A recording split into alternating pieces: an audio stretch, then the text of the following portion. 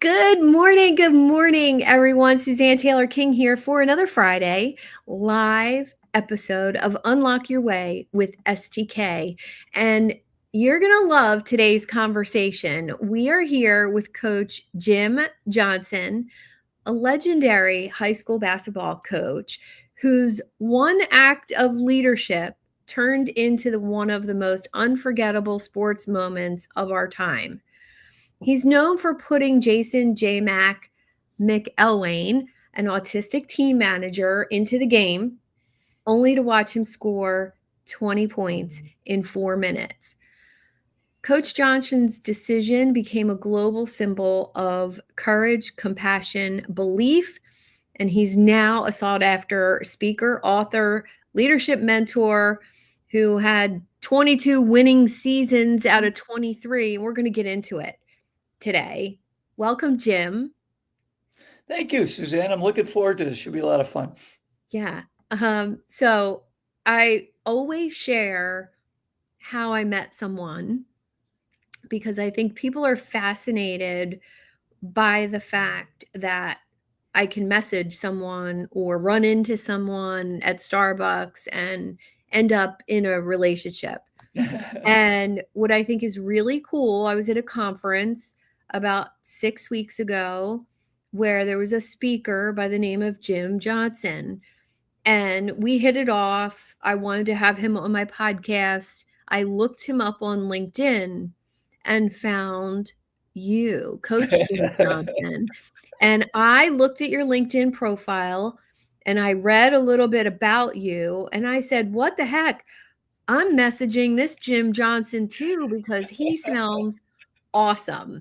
And you were receptive to having a conversation and being here on this show. So thank you so much. My pleasure. I'll tell you a real quick funny story. So, obviously, Jim Johnson is somewhat of a common name, Yeah. but probably I would say in the sport world, there's two very famous Jim Johnsons, although they go by Jimmy Johnson. One would be the former Dallas Cowboys coach, and then the Mhm. NASCAR driver as well. So, Yeah. but I'll tell you, I spoke in Dallas a number of years ago.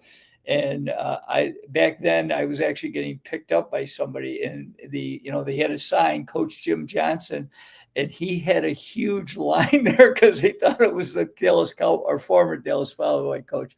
So unfortunately, I disappointed the crowd when it was me. So Well, I'm sure no one will be disappointed yeah, today because we had a really great conversation last time we talked. And yeah. today I want to dive into leadership, a little bit of legacy, and you have this amazing legacy you've created for yourself and that inner conviction that you have. And, you know, I think the most important takeaway here is the courage required, even when nobody is watching, Mhm. to do some of the things that you've done, winning seasons, um, turning around, I believe, 3 losing teams in your Mhm. career? Yep. Yeah. And is it because of your philosophy, your leadership, or do you just have a vision for a team? Well, I'll start by sharing a quick story because at the beginning of my career, I didn't have any of those, although I thought I did. Mm, So my dream, my dad was my high school basketball coach, so he was my hero growing up, and so I wanted to follow in his footsteps. And so when left college, and I wanted to get in to be a teacher of phys ed, and I also wanted to be a coach, but a varsity basketball coach was my mhm. one dream. And actually, I became a varsity coach very early in my career at 25, which is pretty young. And I had been a successful junior varsity coach for a couple of years. So I thought I had it all figured out. And of course, I led that team to 17 consecutive, yes, you guessed it, losses. Oh, And I was on an interim position. And I ended up, as I kid people in my presentations, I didn't like what the administration had to say to me at the end of the year. And of course, they said to me, we're going with someone else, or in other words, you're fired. yeah. But actually, I think we all have our pains in our lives, adversities, as you said. And, initially I wanted to blame everybody else. I was kind of guided that I thought I would come back, and it didn't work out that way. But it Mhm. probably ended up being the best experience for two main reasons I want to share with your audience. One is it put a burn in my belly that never went away, that I was going to prove that I could be a successful coach. And number two, it opened up an arrogant young 25-year-old to realize I had a lot to learn. And I started in my Mm. study of leadership, and that helped me immensely. And I got a break. The next year, I ended up being an assistant coach at a junior college. And little did I know, Suzanne, his name was Bill Van Gundy, and at that time, his sons were, one was my age and one was a couple years younger, and they ended up both being head coaches in the NBA. So there's a pretty good pedigree. Yeah. But between learning from Coach Van Gundy and then really my own study, and I got back into the high school, and as you mentioned, I took over 3 programs after that had all been losing. Unfortunately, we did much better. And a lot of it had to do with, I developed these leadership keys that I really live by to try to help me Mhm. be a successful leader. And now I'm fortunate I share those leadership lessons quite a bit around the country. Well, what I think is really the key takeaway for me in that story is that the failure piece lit the fire Yeah. in your belly, Yeah. right? And, you know, I think you have what, over 400 Yeah. wins? Yeah. And so when you think about that, what do you think was the most pivotal personal development, leadership, knowledge that helped you with that? I would say early in my career was the book, The 7 Habits of Highly Effective People. In fact, I got a Mhm. chance to speak for Franklin Covey, and unfortunately, it was after Dr. Covey had passed. But one of the things he talked about in the 7 Habits book was getting clarity of who you are, that you're having your own personal mission. Yeah. And that was something that I had never even heard of, let alone have one. And it's Mhm. funny because I ask that question a lot now. How many of you have? And when I'm speaking to a business next week, and it'll be interesting because I probably get a very small percentage that will raise their hand and say, I have a personal Yeah. mission statement in writing. But that helped me immensely because I always share with leaders, if you don't stand for something, you fall for everything. And so I started to think about it, and I give people some ideas of how it helped me, but how I also came to it. And one of the things is I ask this question a lot to myself: why was I put on this Mhm. earth? But I'm a person of faith, so why did God put me on this earth? And I started really doing a lot of thinking. And when I really got clarity, I have a personal mission statement in writing, but it helped me really. Again, my mission statement is to be an outstanding role model that makes a positive difference in the world by helping others make their dreams come true. And the thing I encourage people is I believe your personal mission is going to be something bigger than yourself. Yeah. And, as I talk to leaders in business and leaders of athletic teams, it's got to be more than making profit or winning games, although both of those are important. And, if you don't win games after a while, they probably don't bring you back. And if you don't make money in business, you don't have a business, Mhm. right? But I think if it's not bigger, then you don't last. And that was the one when I got clarity. That's why I think I was able to last for quite a while and then have quite a bit of success after that initial thing. So Mhm. I think, I always share with people the first person you got to lead is yourself. And once you can get that, I mean, then I'll say one other thing now, and we can delve more into leadership lessons. But the second piece for me is getting clarity of how you can build trust with your team. And we Mm. can delve into that more deeply. But I think that's essential if you're going to be a leader. People got to trust you. So, Agreed. And I think these are, not only sports lessons, they are business lessons. oh, yeah. I Yeah. would argue parenting lessons, Mhm. dating lessons. There's Yeah. so many similarities here. Yes. And when I talk to entrepreneurs and they don't have a mission or a vision or where they would like to be in 5 years, 10 years, 20 years, I think it's one of the most powerful things to help people see that when they haven't imagined that yet, Yes. w- what do you use when that comes into play for you? What does that look like helping somebody see that vision when they can't see it yet? Well, I think to delve in a little deeply is I think you have to really figure out who you are. So one of the other steps I share with people is I think you have to have clarity of your core values. All Mhm. right. And then the clarity of, what are your most important goals? We did a lot of work with our players in goal setting. And, we always talked about when you think it, ink it. And we gave them a whole process of how we help them with their goals, both individually and a team. And Mhm. I think so getting them to think about what they want. And then the other important part about goals is I think it's a big step even start to write your goals down. But then the next big step is really giving a plan of action of what commitments are you going to make consistently to Yeah. make that big goal. And that's where when I started to develop these processes and systems to be a better basketball coach, those are things that are, as you said, pertinent, whether you're running a family or running a business, any kind of leadership, you're working with people, is you got to have processes and systems. And it starts with clarity of mission, as you mentioned, Yeah. and then clarity of where do you want to go? Is the famous Zig Ziglar quote, if you don't have a target, you can't hit it, right? So, Yeah, I love there's a stoic kind of philosophy about having clear targets that if you don't have that clear target, one, you don't have something to aim for. right. You also say yes to too many things that aren't leading to that target. And I notice this over and over again with Yes. companies and entrepreneurs, especially. Right. But in the sports world, I think what's interesting is this concept of flow. Hmm.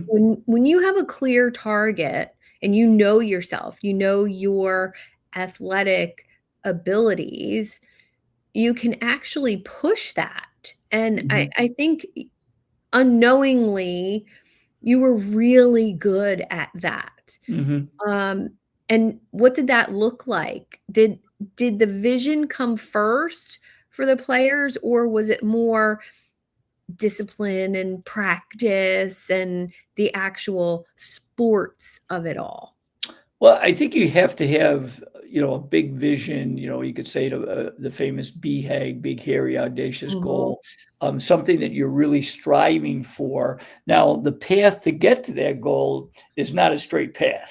There's a lot of Yes. bumps and bruises and Yeah. ups and downs and going right and going left. And so, in figuring that big, vision, mission, big goal, is Mhm. the having clarity of developing processes because you have to develop consistency. As we always used to Yeah. talk to our players, and it's the same in business, you got to be good in the basics, all right? The Yeah. fundamentals, the things each day. And as a leader, one of the things because I speak to both businesses and I do a lot of educational groups because that's where, and I always kid, spoke to a group of educators in Kansas a couple of weeks ago. And, I kidded them that the 3 R's in education is not reading, arithmetic, and writing. It's relationships, relationships, relationships, and we forget that Wow. sometimes. We So do. building those relationships and then teaching your people of how they can be really good in the fundamentals, whether Mm. it's basketball or the business or whatever you're trying to do, all of those have fundamentals that you have to become as good as you can if you're going to reach those big goals. Yeah, I relate, business fundamentals, um, very much like sports, Hmm. and so many entrepreneurs want to offload those fundamentals in the beginning. They want to have somebody else Right. come up with the content or the getting the clients, whether it's lead gen or, Yeah. having a salesperson. Right. And I often feel as though the ones who learn all of that themselves almost become better delegators, better leaders, better knowing what their company needs versus listening to every person who's trying to sell them something.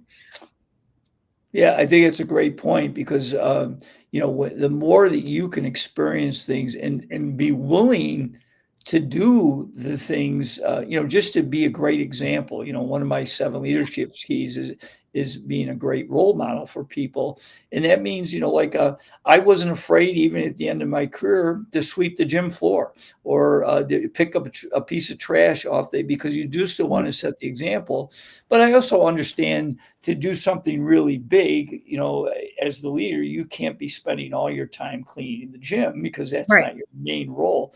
But people want to know that you're there, that you will go down in the trenches with them. Yeah. It's just like helping, if you're teaching, working with salespeople, to go on calls with them and Mhm. help them and give them feedback and ask them a lot of questions. Like a couple of things I think with leaders, I'm big with acronyms because we did a lot in education. Where I think the best leaders now are the CQAs, the chief question askers, and Yes. then building that that vision for what's the future is I believe leaders got to be the CST, which is the chief storytellers. And one of the things that I think I got quite good at as I progressed in my career is I was always teaching our players through stories.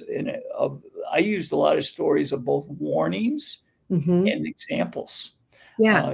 And because I would bring up an example like, how come this professional player, he has great statistics, but his team never wins? And then we'd have a discussion about why is that?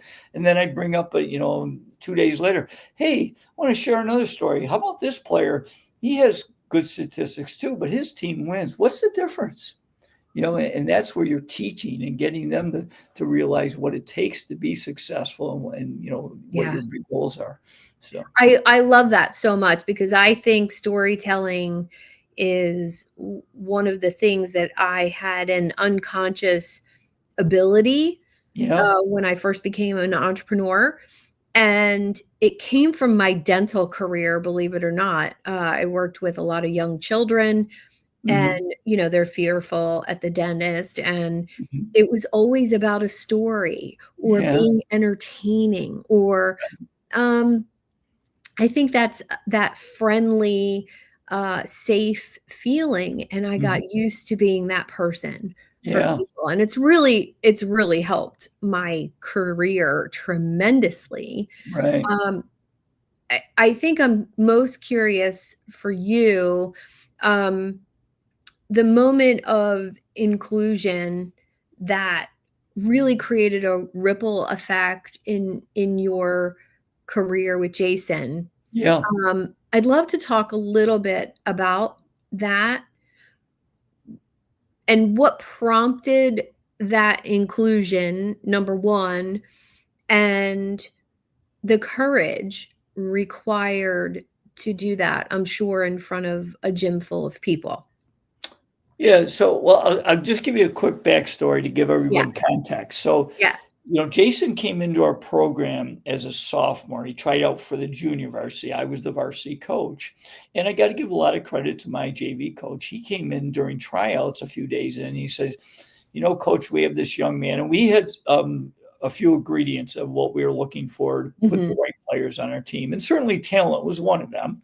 We don't want players that can't play basketball Right. on a basketball team. But we had some other things that were really important. And one of them was the passion of the game and the love of being a we over me guy. So, Yeah.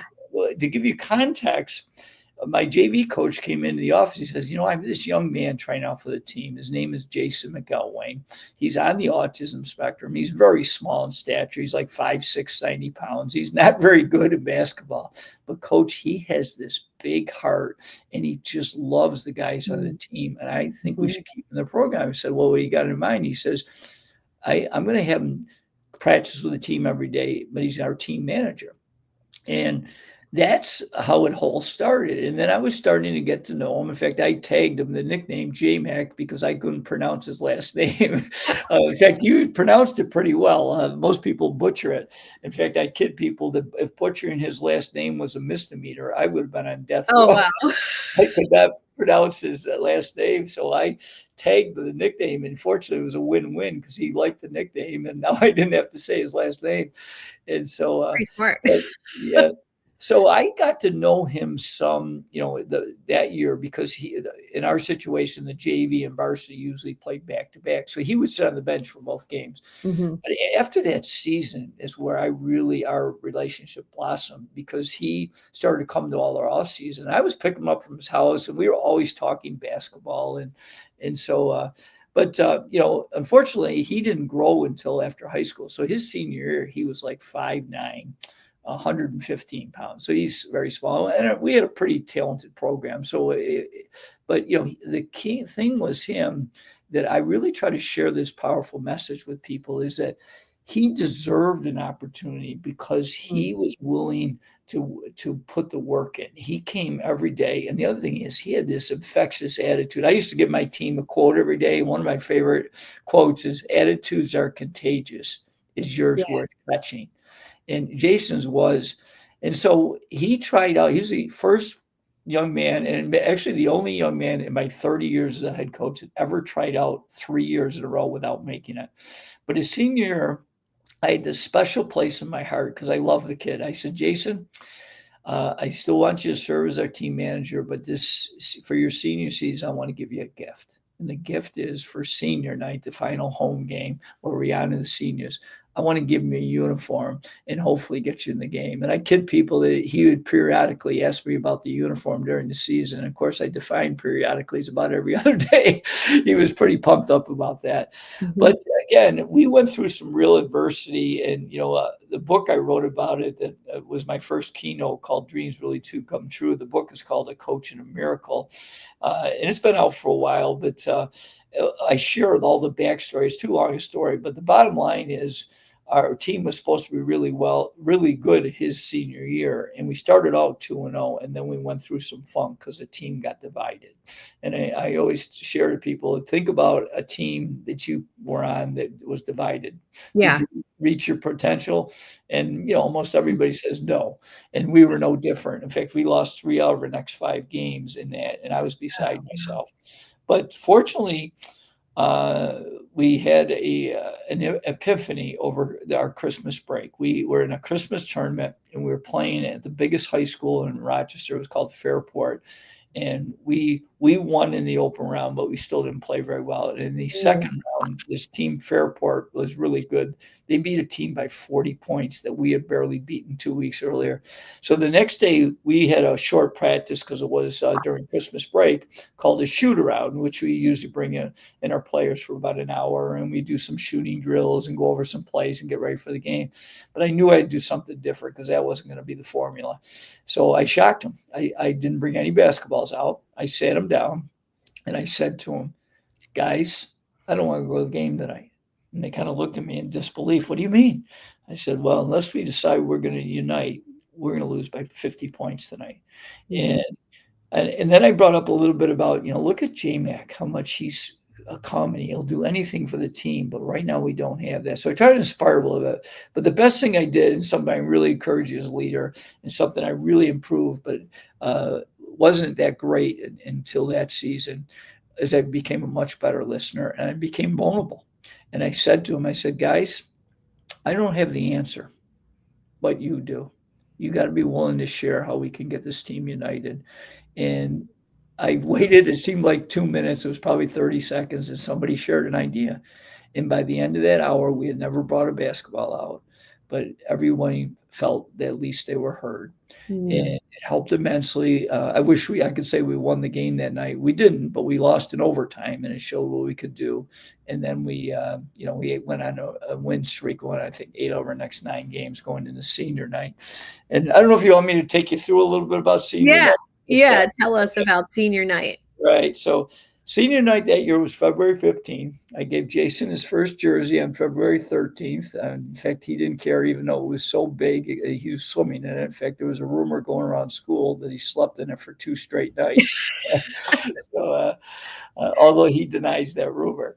But senior night, just for your listeners that the way we did it is we would bring out all the senior players and the senior cheerleaders and their parents or guardians before the game, and we would honor each player. And it was profoundly touching, Suzanne, to see Yeah. Jason, instead of in his white shirt and black tie that he always wore to the games, he's now swimming in number 52, and to see him embrace his parents was a memory I will always cherish. Well, the game, I really wanted to get Jason in, but I knew I had to get all the other players in fairness. And so after 3 quarters, we got everybody in but Jason. So with just over 4 minutes, I thought the time was right. I turned, I pointed at him. He nearly ran on the court. He was so excited. Then he gets on the floor for the first time. And we had a good student body following. There's a big video that's I show a lot of my done by ESPN, like a 5-minute about the story. It's really Mhm. powerful. But we had a really good student body following that year. But what I didn't know, what Jason didn't know, when Jason got on the basketball court for the first time, our student body, they called themselves the sixth man, they gave him a standing ovation. But what Jason and I didn't know, one of our parents made these pictures of Jason's face and put them on paint sticks. They were like placards. And they show the paint sticks. Well, Mr. Macho, me, I usually don't cry at basketball games, I'm especially when ready to cry right now. well, that's what happened. I sat Yeah. down, which I rarely did during games, and tears are flowing down my face. I cannot believe how they brought or welcomed him into the Yeah. game. So he's in the game. First time he touches the ball, he's got a 3-pointer from the right corner. He lets it go. I look around like everybody's standing up, anticipation, and Suzanne, it misses by like 6 feet. And I know you're not supposed to pray in the public schools, but I'm praying, dear God, please help him get one basket. Yeah. Next possession, we have we're on a fast break, and one of his teammates throws Jason the ball, and he has about a 10-foot shot. And this time he lets it go. It hits the backboard, hits the rim, and falls off. And the crowd groans. I'm thinking, all right, God's starting to listen. We're getting closer. Yeah. Third possession, he has another 3-pointer from the right wing. He lets it go. This time, magic. It goes in. The place erupts. And I'm thinking to myself, God must be a basketball fan. No, he's Jason scored. He's got a 3-pointer. It can't get better than this, right? Mhm. Wrong. For the next 3 minutes, Jason's boyhood idol was the late, great Kobe Bryant. In fact, Jason used to sign his name, Jason J. Mac Kobe McNellane. That's how much he Aw. liked Kobe Bryant. Well, I'm going to fast forward, then I'll give you a couple last points about the game. 6 months after that game, Jason's at the ESPY Awards in California. He's up for the greatest sports moment of the year. And I kid you not, one of the other finalists is his idol, Kobe Bryant. Kobe had scored 81 points for the Lakers in a game that year, so he's up for the same award. Jason meets his idol and beats him out for the ESPY. Well, how did he do that? It wasn't just 1-3. He started making other baskets, and the place is just going bananas. And I'm thinking, oh my gosh, this is crazy. The two things I'll never forget was about a minute ago, I'm still sitting on the bench. I'm shocked what I'm seeing, tears still flowing down my face. And I get a tap on my shoulder, and I'm shocked. I look behind me, and it's J Mac's mother. And she whispers in my ear, Suzanne, Coach, this is the best gift you could ever give to my son. I got so choked up. I started crying harder. And then this is how the game ends. Spencer Porter, our opponent that night, I want to give kudos to their coach and their players. They were very good sports, but they score with about 10 seconds to go. And our player that takes out of bounds normally throws it to our point guard. But this time he throws it to J-Mac. So J-Mac's dribbling down. It's almost like he's playing a drama because they were going to just let him go and make a short shot. He Mhm. like slows down and he pulls up for a 3-pointer. He's like 2 feet behind the arc. I'm like, Jason, don't shoot from there. You're going to ruin this moment. He launches this rainbow. Swish. I look over. The whole gym runs on the floor, including his teammates. And I'll never forget because our players put him up on on their shoulders with a game ball over his head. And I'll never forget because I had no idea how many points he had scored. And our public address announcer comes on and says, the leading scorer for Greece Athena tonight, J-Mac, with 20 points, including 6 3-pointers. And Wow. I'll close this part of it by saying, because as a leader, you talk about the essence of teamwork is that Yeah. we over me trying to get. Well, the great thing I love to share, because it was so touched my heart, was I never asked the 4 players on the court to pass Jason the ball. Yet on those last 4 minutes, out of their own hearts, they passed the ball to him every possession. Mhm. Although I will say a sideline, I kid Jason still to this day because I still see him a lot. Jason, I'm still looking for your first assist. You didn't pass the ball once. But But well, it he was, waited a long time to get his yeah, hands on yes, that he did. ball, So so as one of my talks, I talk about the ability for carpe diem, the ability to seize mm, the day, and he definitely seized the day for sure. yeah. Um, well, it's not often that I tear up, but being my son is 15, he's in 10th grade, he plays varsity volleyball, and he came to me and said he didn't get to play a whole lot this Mhm. year, right? He played a lot of JV, Mhm. but not a lot of varsity. Yep. And it was an honor to make the team, and yeah, Right. he got some time. Yep. Well, now most of the varsity team is seniors, and Mhm. they're and he said, I don't think I'm gonna play next year. It was kind of boring being on the bench that Yeah. much. And I said, you've worked 2 years to get to this point on the team, and you understand that next year you're going to play much, much more. Why don't Right. you have a conversation with the coach? And I said, you're not switching. You can play something else as well if you would like. But, Right. college wants to see consistency. Right. And he was like, I get it. I get it. And just the idea that he was going to mean more to the team next year because of how hard he's worked over the last Right. 2 years, Mhm. it shifted a perspective for Yeah. him. So, I love what we're talking about, and from the place of being a mom watching Mhm. your child play sports, I'm Yeah. sure it was absolutely incredible. Let's talk a little bit about the impact of moments like that. I'm sure there was others, but that Mhm. ripple effect of emotion. Once someone is on a winning streak, there's a ripple effect. Yeah. Yeah. Once there's team cohesiveness and a shared mission and better teamwork, there's a ripple effect of impact of Yeah. all of that. What do you think leaders today are underestimating about teamwork? Well, I think it's something we spent a lot of time trying to learn about the people that were interested in playing our program. Mhm, And we weren't perfect. It's not a exact science, but we really, and I think why our program became very attractive because we were attracting the right type of people, mhm. and we over me. And I'll give you a quick story. So after that game, Jason becomes a global celebrity. I mean, that spreads all over the world. Yet Yes. he has to go back for our postseason. And just to give everyone context, at that point in my career as a coach, I was kind of known as the guy that won a lot of games during the regular season, but couldn't win the famous big one. I had taken 6 Mm, different teams to our postseason semifinals, never even making the finals. And so, but Jason embraced going back as team manager because he had to play in 6 regular season games and be on the postseason roster. And he embraced that. And the crazy thing is, Suzanne, with his kind of going back and showing the importance of being a we person and mhm. putting the team first, we end up winning our first championship that year.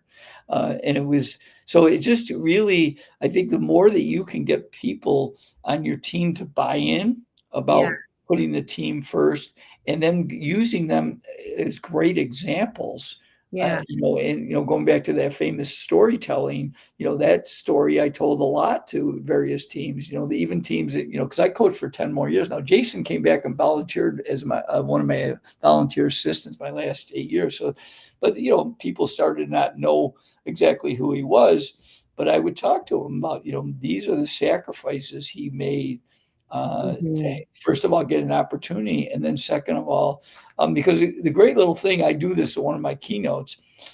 a great lesson I learned from Jason was after that his season when he had his magical game and then we ended up winning our first sectional championship. Was that we got interviewed a lot by the media, and they would often ask him, "What was the best thing about your senior season?" Expecting him to talk about his game. Yeah. And he would throw him a curveball because he'd say, "Oh, winning the Section 5 championship, that was the best thing." And the funny thing is, it was just the opposite for me.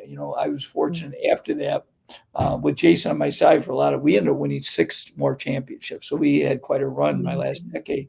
But the thing that I realized is the best thing that ever happened in my basketball coaching career was Jason's night. To me, that was the essence of what it's all about. So Yeah. Yeah. And I think when you are the type of person that wants to see other people succeed, wants to see other people in their moment and celebrates that and encourages that. I think that in itself is the definition of a great leader, someone who sees your abilities, your greatness, your skills, and actually encourages you to embrace that vision. So I just think what you do is amazing. And I I think one of the things that I'm most curious about with leadership, you know, so many people are chasing more. Like mhm. it's just, "Oh, I gotta win more. I have to do more," or, Right, or more money or more material right. things. And you chased meaning. You Mhm. chased that vision and that mission. And what did that give you as far as, um, job satisfaction or, like, where did that leave you in that state?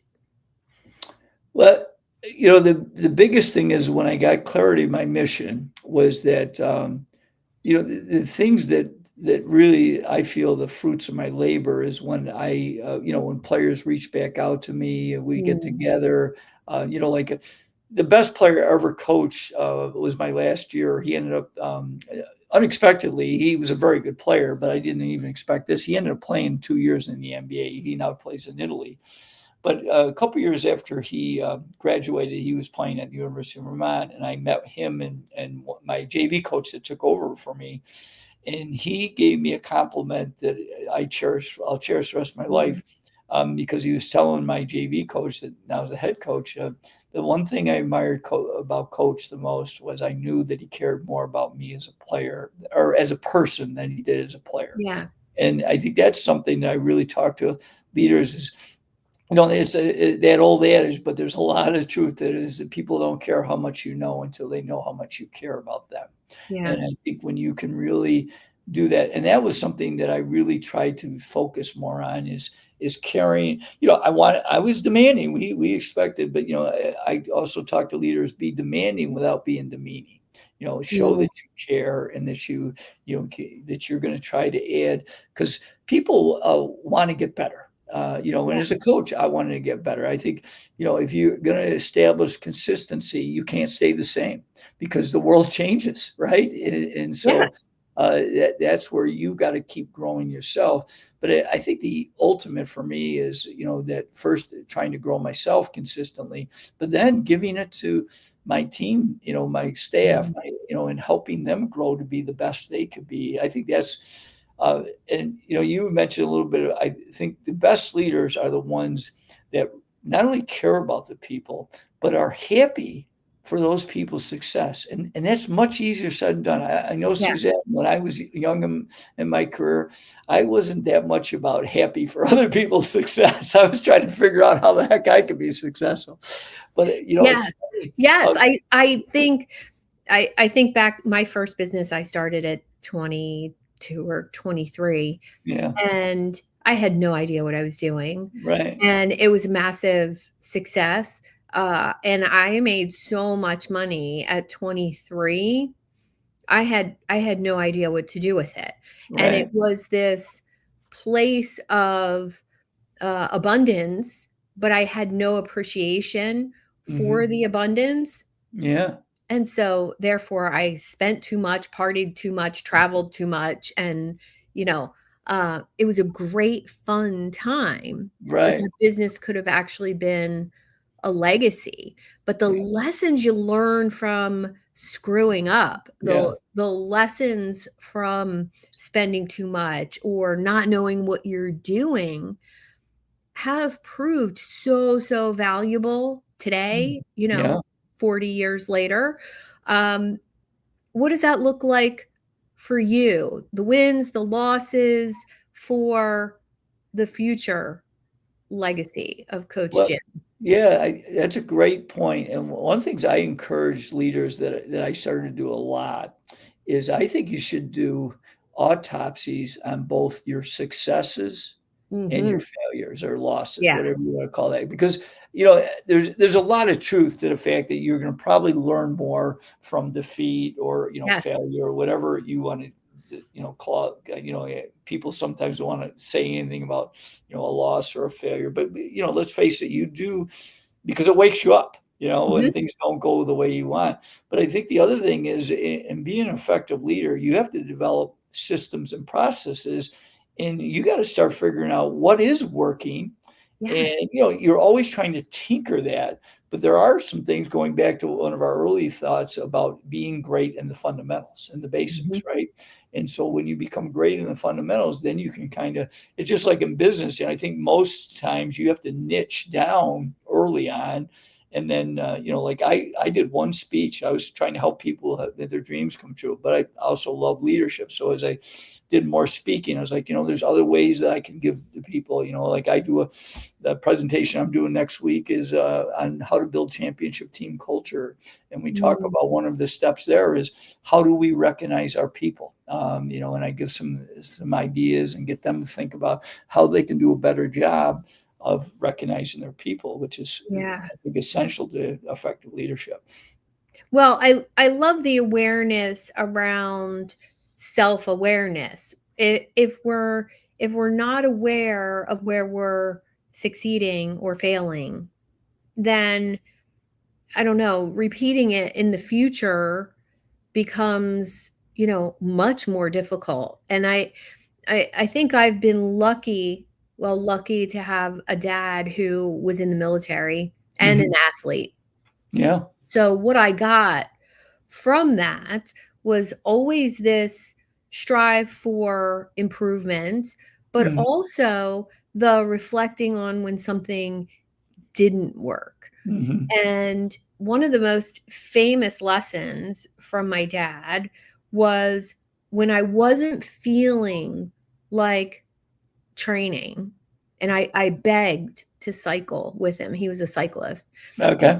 I would beg to go, go on the bike ride. I wanna go on the bike ride. He's like, "No, no, it's not a bike ride.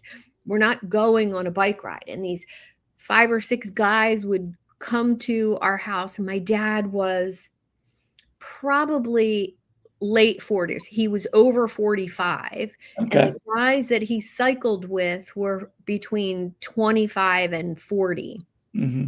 And my dad was the rock star of the group. And I was 16 years old and like, "Why can't I go? Why can't" Right. Dad was like, "We're not waiting for you." So, Yeah. and I was kinda shocked, like, "What do you mean waiting for me?" He said, "Until you can keep up, you can't go Right. because we're gonna be 30 miles from home and not know you're not gonna know where you are," or something along those Yeah. lines. Yeah. So I then had a goal to be able to keep up with my dad, Yeah. and we trained for that, and I asked him to train me for that. And I woke up one day and we were gonna go out hill climbing, and he took the seat off my bike. And I I looked at the bike, I said, What am I doing with this?" He said, "You'll be standing the whole time today." Oh, wow. And I thought, and this combination of being arrogant teenager and also very humbled in that moment, like, Mhm. "Oh, this is gonna be hard." Yeah. And the skills that those lessons taught me about athleticism just carried over to other sports, Mm, yeah, swimming, snowboarding, surfing, all the yeah, things that I've yeah, participated in. So yeah, I love that message yeah, of the future vision, who do you wanna be?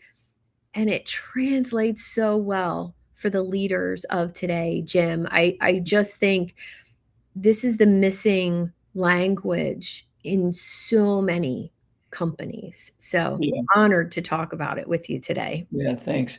I'll say one thing, because it sounds like your dad gave you a lot of wisdom there, and that was a great Mhm. lesson as you shared, is that, I believe effective leaders have energy.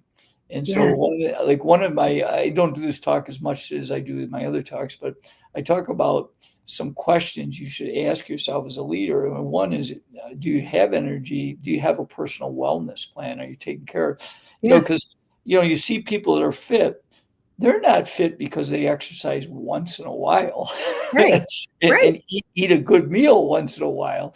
It's, they're taking care of their body. I mean, we all have our, bad days where we eat something really bad or you maybe don't exercise that day. But, what you got to really start establishing is, Yeah. some daily practices that you're going to do, a few simple disciplines practice every day is going to lead to those types of things. And the same thing is when, sometimes you might meet a friend that you haven't seen in, 10 years and they've gained 100 pounds. That Mhm. didn't happen because they had a bad meal yesterday. That's No, because they were consistently not doing the things consistency. they should. So I think that's a really important thing is if you want energy, you should have a consistent personal wellness plan to take care of that. And the other thing is, making your mind and body sound is having a personal growth plan. How are you getting a little bit better, as we've talked about each day? How are you feeding your mind consistently? Yeah. And those are really important things to think about. Yeah. I love that. Perfect place to ask about your book and how my listeners can find out more about you and read your book.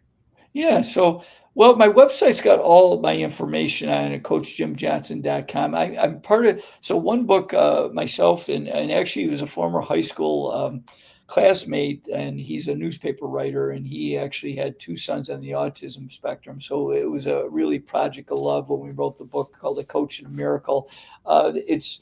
It still is on Amazon, but more if you want like a signed copy, if you go to coachjimjohnson.com. And then last year, I decided to get involved with a multiple project. So I have a chapter in called Lessons for Thought Leaders. Mm, And actually, the late Jim Rohn, for those of you are Jim Rohn fans, I was a big Jim Rohn fan. that His manager, his last 20 years, was a guy named Kyle Wilson. And Kyle is the one that headed the project. So that was neat. And that one is Thought Leader or Lessons from Thought Leaders is on Amazon and is also on my website as well. And if I can ever help you, people go to the website. I have a free newsletter. I do a free weekly blog, and then I have a bunch of different things on there that are not. And if I can help anyone within one of our programs, whether it's a presentation or some coaching, that kind of thing, I'm always there to try to help people. So. well, thank you, Jim. I appreciate you being here and having this conversation with me and appreciate our connection. And thank you for being receptive to a stranger reaching Yeah, no, out to you. it's great, and you just never know how you can connect with people, and That's I look right. forward to continue to talk in the future, and I'm wishing you continued success. Thank you so much. Thanks, everyone, for joining me here on another Friday. Have a great weekend, and we'll see you next week.